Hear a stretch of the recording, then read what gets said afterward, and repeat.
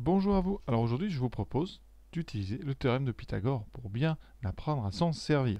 Là, on est dans le sens direct. Je vous rappelle que si un triangle est rectangle, le carré, donc petit dessin, le carré de la longueur de l'hypoténuse, donc vous faites un triangle ici. Si vous avez la longueur de l'hypoténuse qui est x et les deux autres côtés y et z, alors si votre triangle est rectangle, vous aurez x2 qui vaut y au carré plus z au carré. Très simple à utiliser.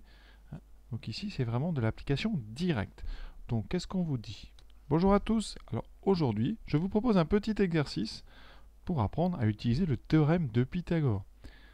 On vous donne une figure ici, qui est déjà codée. Vous avez un angle droit en B. On vous donne les longueurs de AB et de AC. Et vous devez déterminer, grâce à ce célèbre théorème, la longueur du côté BC. Et il faudra donner sa valeur approchée par excès, enfin une valeur approchée par excès, au centième près.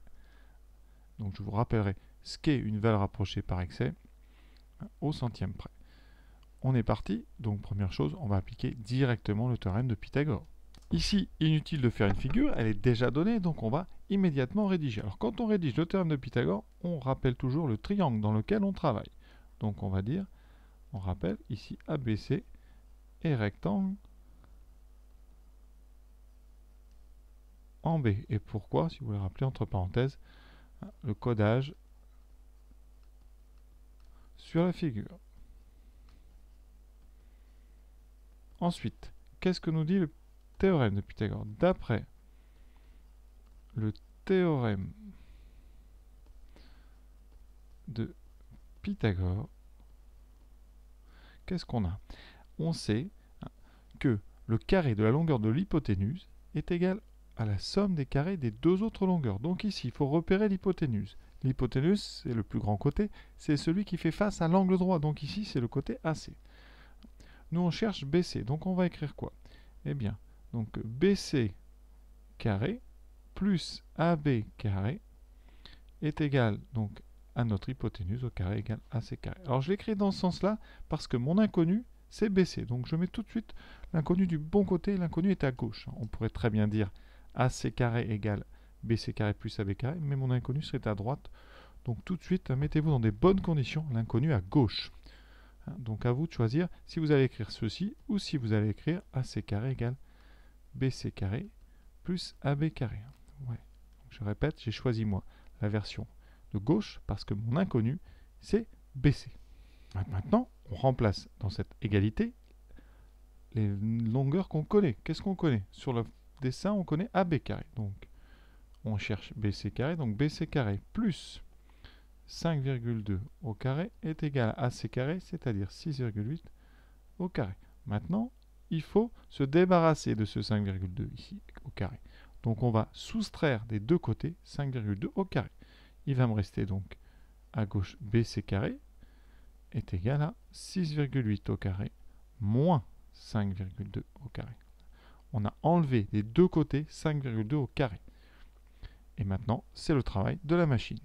Donc on tape 6,8 au carré moins 5,2 au carré.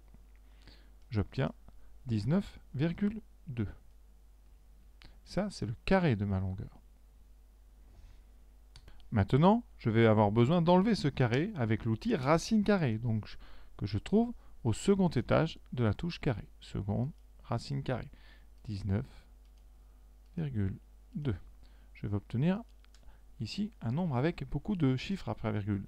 Voilà. La question c'est, qu'est-ce que je dois donner comme réponse? On me demande une valeur approchée par excès au centième. Le plus simple pour faire ça, c'est de donner une valeur avec deux chiffres après virgule, parce qu'on est au centième. Centième, c'est donc 0,01. Donc on va donner une valeur à deux chiffres après virgule, mais plus grande. Donc je ne vais pas répondre 4,38, même si celle-là serait la mieux. Je vais devoir répondre une valeur plus grande. Donc je sais que BC va donc être à peu près égal à 4, ici 39. Ça c'est par excès. Si on répond 4,38, on appelle ceci une valeur par défaut. D'accord? Et en général, on donne la plus proche des deux si on veut faire quelque chose de correct.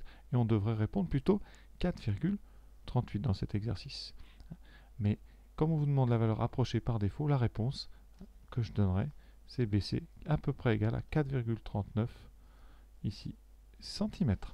D'accord? Excès, on en a trop, hein, le mot excès veut dire trop, donc on doit donner une valeur plus grande. Quand on est au centième, on va garder nous deux chiffres après virgule. Voilà. J'espère que vous avez bien compris. Surtout, retenez bien l'utilisation du théorème, hein, et le sens du mot excès, hein, qui veut dire trop. On doit donner une valeur plus grande. Alors c'est assez rare comme question, hein, mais c'est toujours des petits détails comme ça qui font la différence avec le temps. Donc les choses importantes. D'abord, la figure est déjà faite. Repérez bien le codage. Ici, il est important.